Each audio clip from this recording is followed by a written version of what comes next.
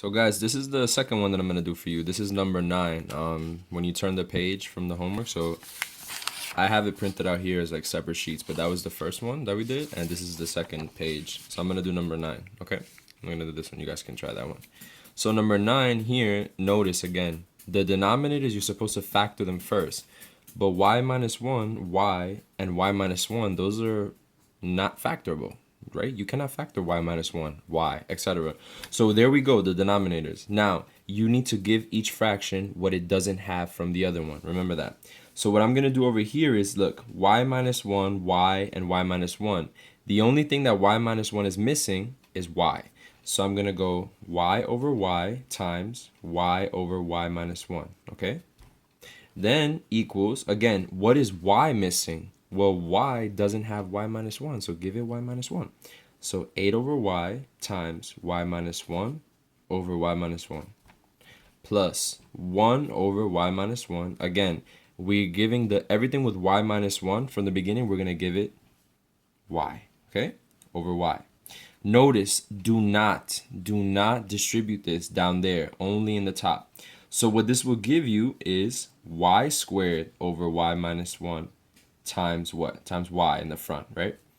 Equals, again, over here, distribute only in the numerators. Don't touch the bottom. So 8 times y is 8y.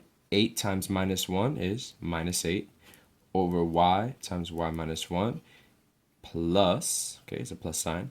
Now 1 times y, y, over, again, y minus 1 times y, I could write that as y times y minus 1. Remember, multiplication is commutative, it's the same thing. So look at all my denominators, denominator, all the same. So remember, it's an equation. So what I'm going to do is I'm going to put a box around my numerators and work with that. That is my equation. So I'm going to pull it out over here. So we're going to get, actually, not that I made a mistake, but what do you think we got, like we should have done from the beginning, like I said before, right? Even before we go through this process, let's take a look here really quickly, actually. So it's a good thing that I stopped myself. Before we go to the equation, y times y minus 1, y times y minus 1, y times y minus 1. This is all in the denominator. So why don't we do this up here? Why don't we say that y cannot be equal to what? Remember, if y is equal to something that will make the denominator 0, that's bad, and we don't want that. So down here, look at it here. There's a y down there. See that? So what that means is that if y equals 0, right? Look at it right here. If I plug in 0, the whole thing is 0. So y cannot equal 0. What else can y not equal? Y minus 1. Y minus 1, if that equals 0, that means that y must be 1. So we cannot, again, you cannot let y be those values. Keep that in mind. Always do that from the beginning. I apologize that I didn't do that right away, but good thing I caught myself. So let's continue now. We're going to solve the equation of the numerators. So y squared equals 8y minus 8 plus y. Okay? What can we do now? Combine like terms, okay? Before anything, don't move without combining, right? Don't move anything without combining. So y squared equals 8y plus y is 9y minus 8. Okay? Look at the highest power. This is quadratic. Okay? This is quadratic. So what should we do? Set one side equal to, 0. So what I'm going to do is I'm going to bring these guys over. Okay? So how do I do that? Minus 9y. Should I do minus 8? No. Plus 8. Remember, always do the opposite. Minus 9y plus 8.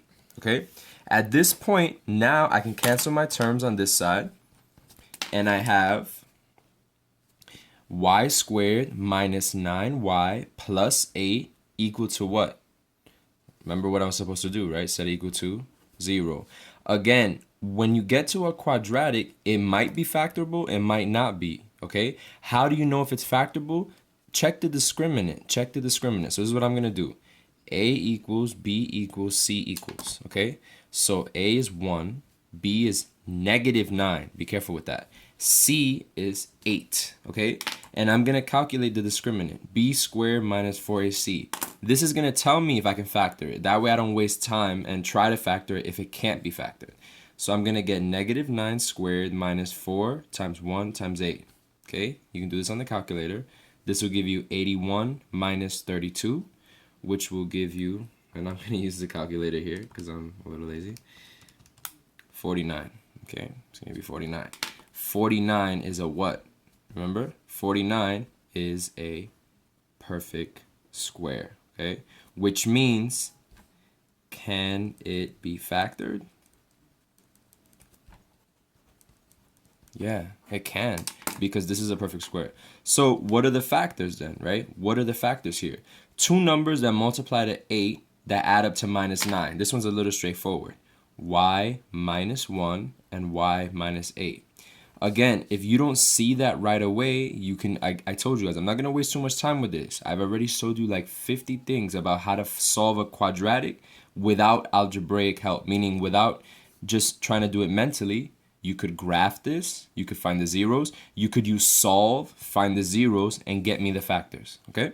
So once I'm here, look at this. I have a nice equation here. This part, I'm gonna bring it over, so just follow my arrows. I'm gonna bring it over here. This means that y equals 1 and y equals 8, right? Y minus 1 equals 0, y is 1. Y minus 8 equals 0, y is 8. But hello, follow my hello. What is that? What is that? Y cannot be 1. Cannot.